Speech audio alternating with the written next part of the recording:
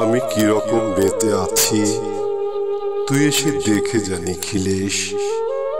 এ কি মানুষ জন্ম নাকি শেষ পুরোহিত কঙ্কালের পাশা খেলা? প্রতি সন্ধ্যা বেলা আমার বুকের মধ্যে হাওয়া ঘুরে ওঠে, হৃদয়কে অবহেলা করে রক্ত।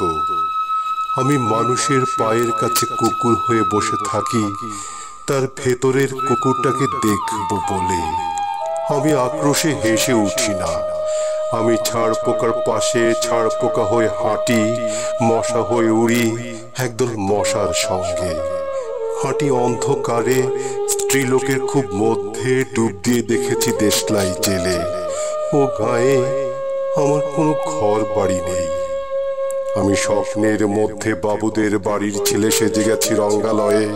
পরাগের মতো ফু দিয়ে উড়েছি দৃশ্যলোক। ঘামে ছিল না এমন গন্ধ যাতে ক্রোধে জ্বলে উঠতে পারি। নিখিলেশ, তুই একে কি বলবি? আমি শোবার ঘরে নিজের দুই হাত পেরেকে বিঁধে দেখতে চেয়েছিলাম যিশুর কষ্ট খুব বেশি ছিল কিনা। আমি ফুলের পাশে ফুল হয়ে ফুটে দেখেছি তাকে ভালোবাসতে পারি না। আমি কপাল থেকে ঘামের মতন মুছে নিয়েছি পিতামহের নাম।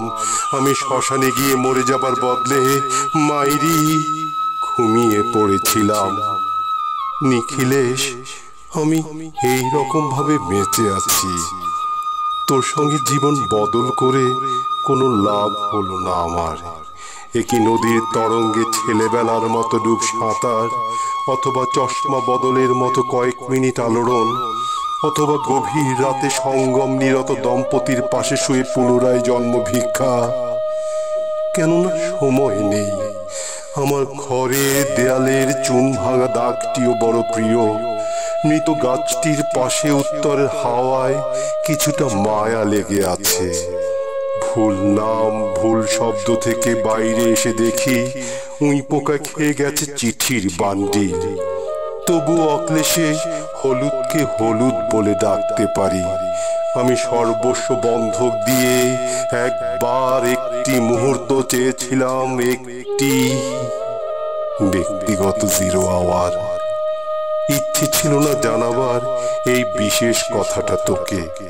তবু ক্রমশই বেশি করে আসে শীত, রাত্রে এরকম জল তেষ্টা আর কখনো পেত না আমার। রোজ অন্ধকার হাতড়ে টের পাই তিনটে ইঁদুর। ইঁদুর না মুশিক? তাহলে কি প্রতীক্ষায় আছে অদূরে এই সংস্কৃত শ্লোক? পাপ ও দুঃখের কথা ছাড়া আরে অবেলায় কিছুই মনে পড়ে না। আমার পূজা ও নারী হত্যার ভেতর বেজে উঠে সাইরেন।